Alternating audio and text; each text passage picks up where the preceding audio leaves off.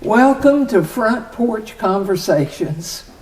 I'm so glad you came and spent a little time with us today. And we have a couple with us that have been here a while.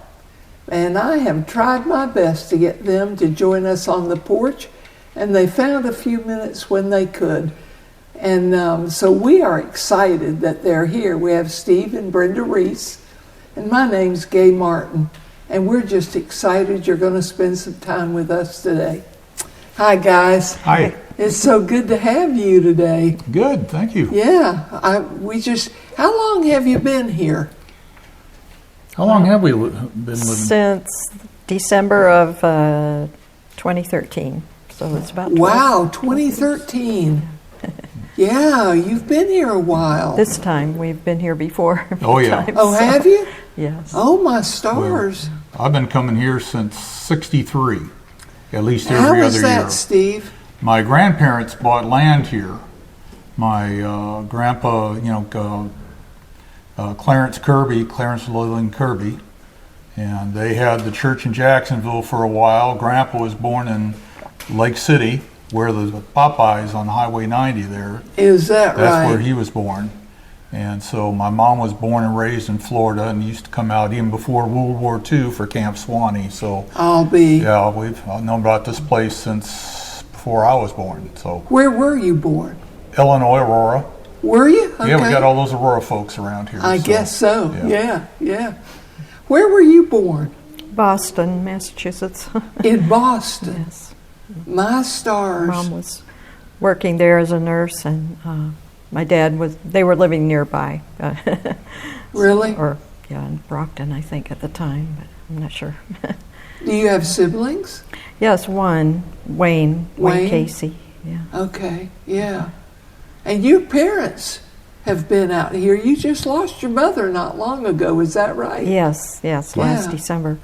And they've lived here full-time since 2010.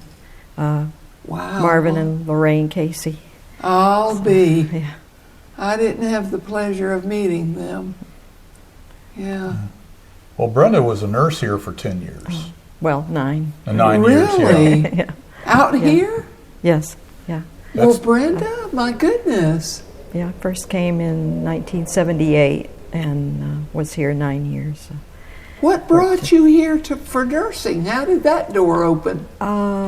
Well, they needed some nurses, and they found out, I don't know how, that I was, had passed, and I got a letter from Jim Humbles, and, I came. It took me a year to get here, but I did come.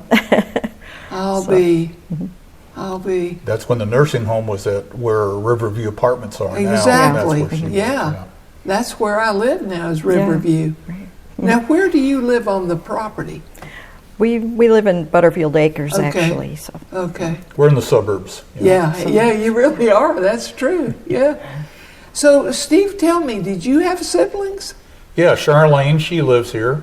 Yeah, I know she's her. a full member. I'm a lifestyle club member, Is that right? which is sort of like a partial membership. I think Yeah. I was the first guinea pig for doing that. For doing that, is that Yeah, right? so I'm not a full member, but I get access to all the facilities and all that, and a little reduced rates. And, Sure. But so yeah, it's nice being able to put an article on the FNN if I need to. Yeah, exactly. I do the astronomy group that we have, and we do stuff, and sometimes I like to advertise in the FNN. Sure you do. Yeah.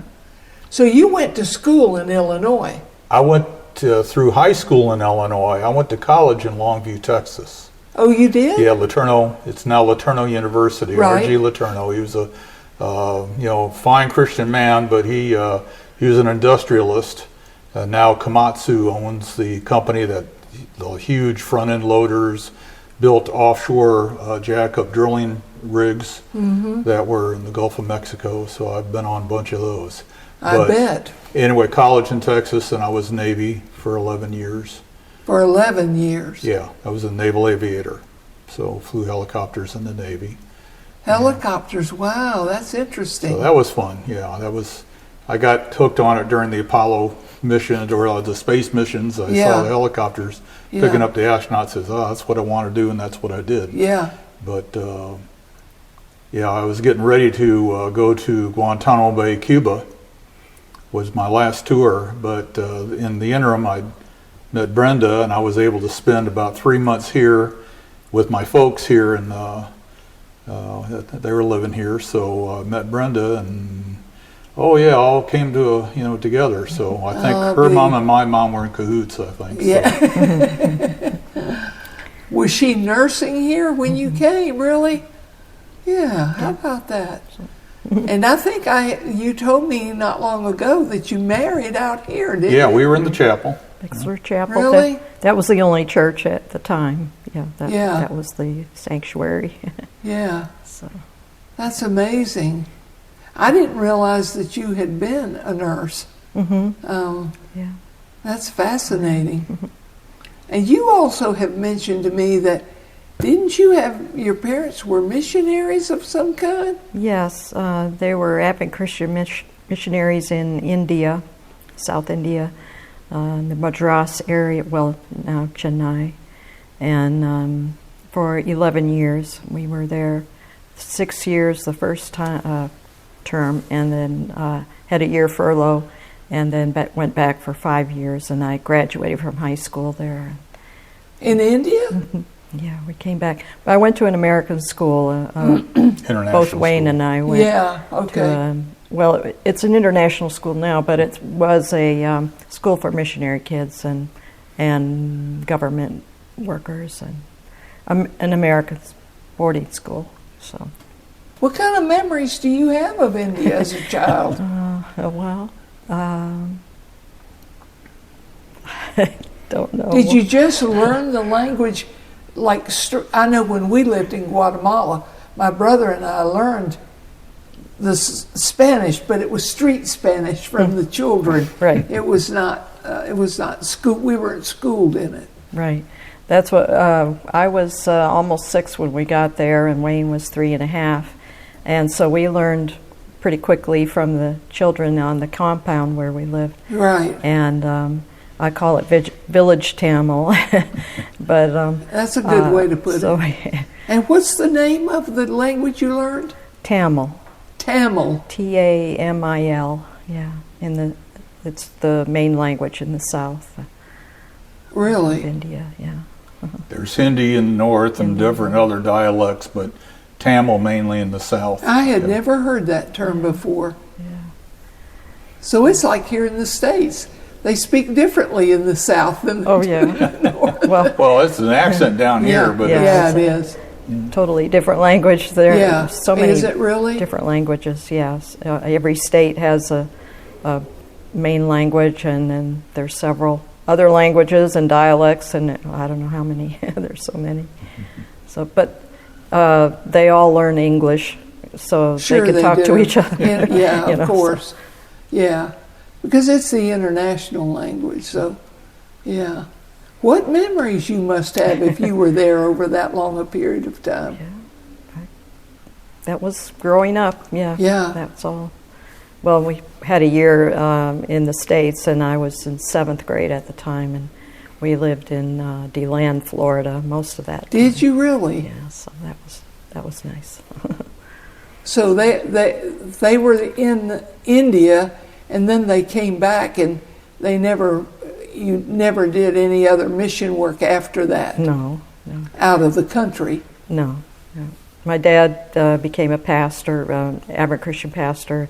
He was in Lakeland for 8 years, and Brunswick, Georgia for a year, and then they moved back to Boone, where he's from, Boone, North Carolina. Is that right? And lived there, and so worked there. They had a nice house. We like going up there. Really? I bet you do, yeah.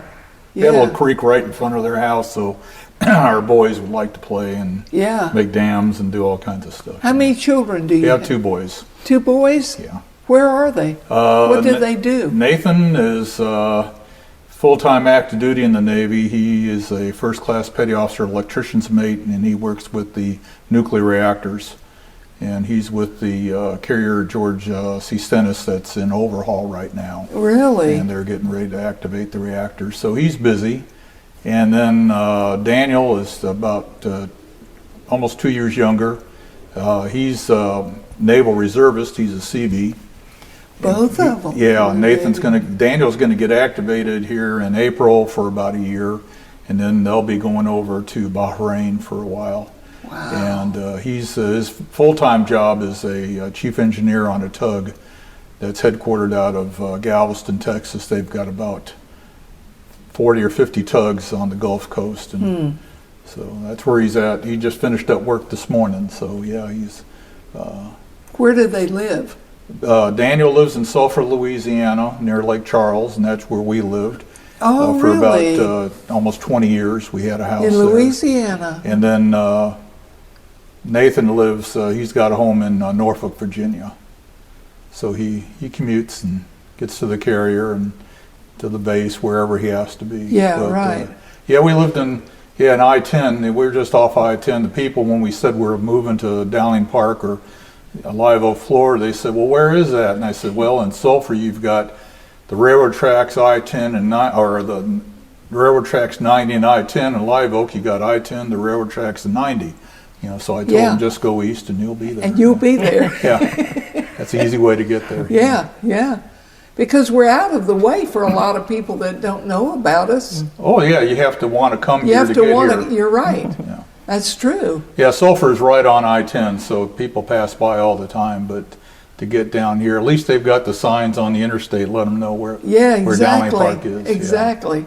But I've been, like I said, coming here at least every other year for, since '63.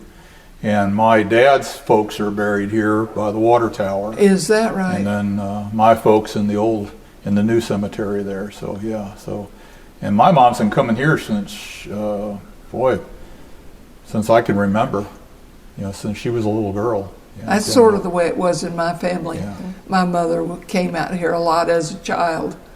Well, Grandpa had the church, and Mom grew up in Jacksonville, basically. And Grandpa had the church there, and then they come out doing Camp Swanee during the summers, and it's when Did you go to Camp Swanee when you didn't? No. Camp I went Rude. once. Yeah, I did Camp Rude, which was on the Fox River north of Aurora, there, west Chicago. Okay, so all right. There are a lot of folks around here know Camp Rude. I guess they do. Yeah. I guess. Yeah. Oh yeah.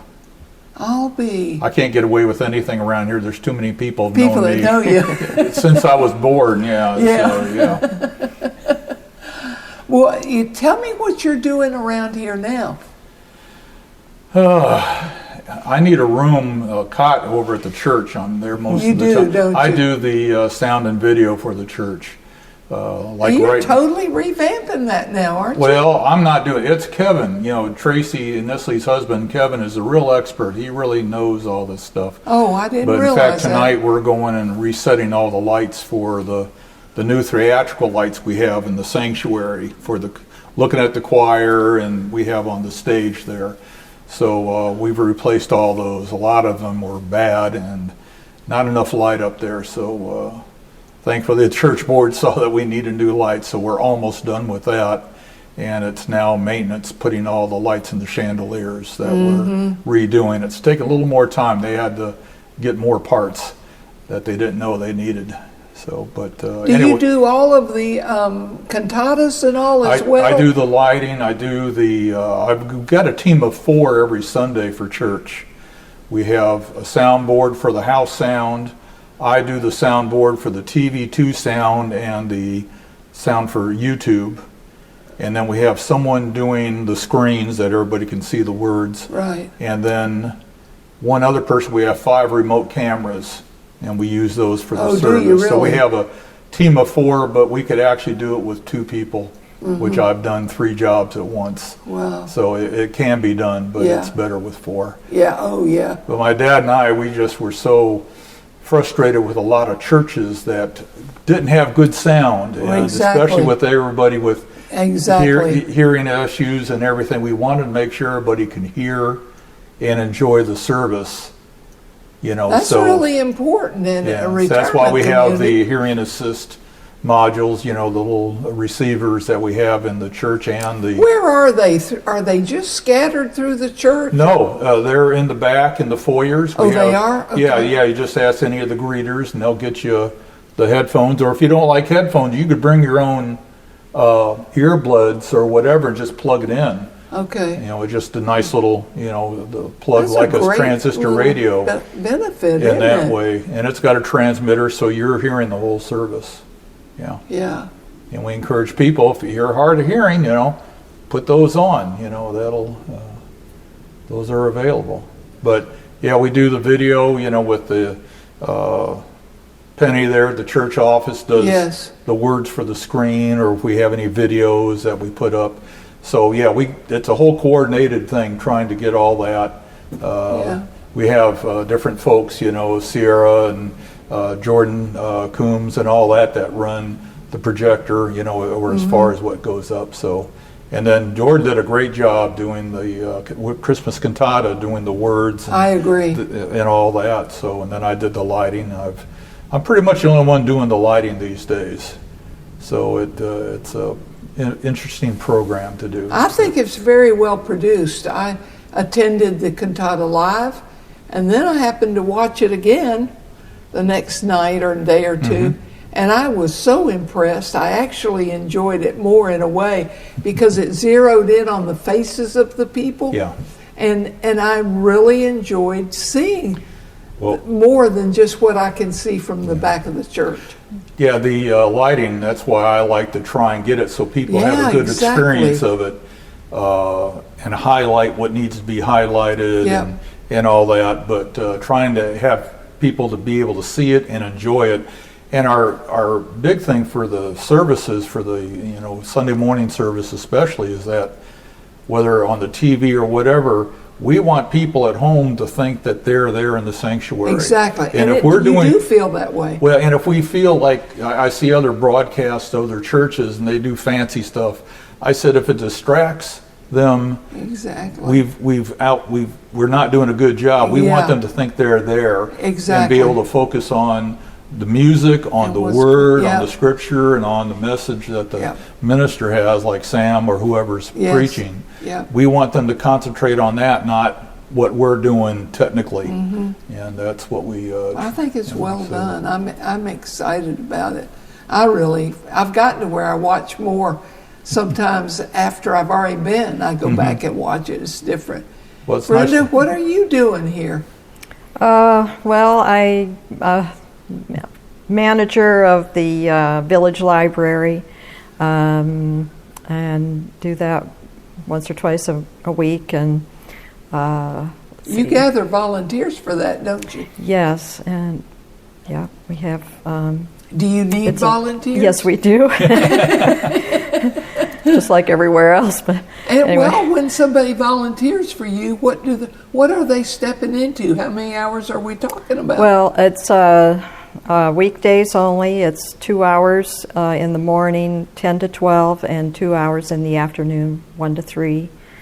And just take one of those shifts. You don't. You're not working the whole day. Yeah. No. So it's not. It's about the easiest volunteer job you can have, I think. But, and I love that library. Yeah. I do. I really like that library. It's very well stocked, I think. I think so. Yeah. So, You have computers and all in there as well that yes. people can use. And readers that will enlarge. One, yeah. Yeah, that one reader that you could put a book didn't down know that you've that. got and Yeah. it'll enlarge. I mean, you could see it on a bigger screen or. I did not know yeah. that. That's interesting, and I visit down there a lot.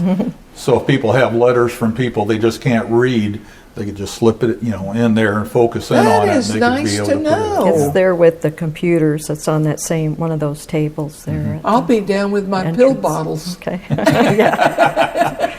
I can't read a pill bottle Right. anymore. You know? Yeah. You need a magnifying glass. Yeah, you do. Yep. Yeah. But she keeps busy too, taking care of me, so that. That keeps her busy, doesn't it? Yeah. Do you have grandchildren? No. No. No, boys are both single, so. Are they both single? Yeah, they're both single. Okay. They're just working like crazy right They now. are. so- That day'll come. That's Oh yeah. that's it. Tell us, Steve, about the program you have for the stars in the.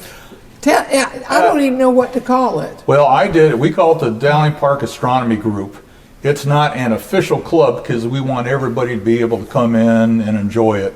We get some of the folks from the First Baptist Church there, Sean and Susie and Rebecca come in, and I keep pestering Rebecca. She's got a new telescope she hadn't put up yet. I said, well, come on out. We got to do it. But I taught astronomy for city colleges of Chicago when I was at Guantanamo Bay, Cuba. I think I taught 6 semesters. And I've always been interested in astronomy and bought a nice telescope there. I've got a telescope here now, a 10-inch reflector, and big binoculars, 20 by 80s. But I'll set up out here in the field here by the Harmony Center, and just if something's coming up, I'll put it out in an email to the whole group, or if I can, I'll put it in the FNN. Yeah. And last year we've had a couple of comets we were able to take a look at. Just a lot of different things, we try and get people to come regularly? in. Yeah, first Monday night of every month in room 5 there at the village church. Okay. Using the chapel entrance right there, that classroom. I just do a little thing, what's coming up this month in astronomy. It's stuff I get on YouTube and I put out, and really informative about, conjunctions or meteor showers are especially good. Well, I'll be. Been out here with Ellie Forestry is one of my favorites. She comes out. We'll be out at 3 or 4 o'clock in the morning. We saw a meteor shower. It was the night after the peak of the meteor shower. It was cloudy. We still saw 30 meteors in 1 hour. And they were gorgeous. Really? Yeah, they're pink and then go to deep emerald green. Some meteor showers are sort of flops. You only see 4 or 5, but if they're out, we'll get out in the field here, get our chairs and hot chocolate or whatever, and just sit and talk for an hour, but we're just looking in the sky and watching for meteors. So yeah, we have a regular group. We're trying to, Gene and Peter Art are they come every time if they can. Really? Oh yeah, they're at the meeting. So it's just a lot of fun, but I just like to, share what God's put out there, and He let us see that stuff, and hey, why not, and it's just fun. Yeah, for one thing, but it's something that I've had the telescope out. I've had 15 or 20 people out here in the field. We've been looking at things sometimes, and so I'll put that out. Well, I'll be. So you bring that down for the meet? Do you bring it down every time for the meeting?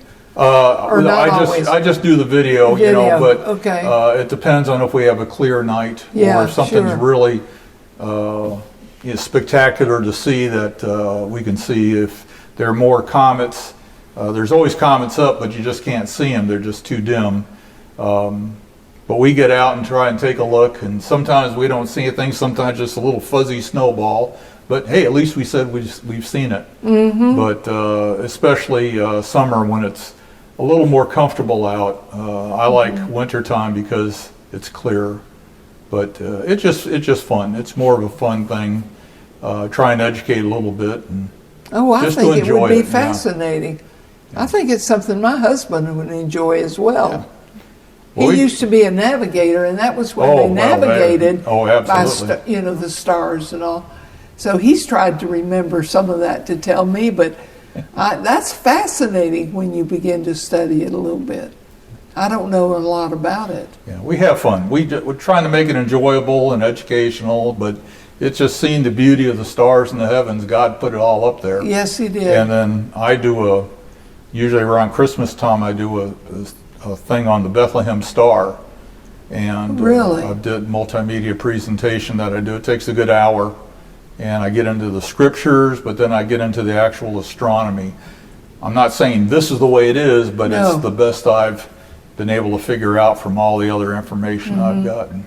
And I've had a good turnout for that. And I bet you have, yeah. That's interesting. It is.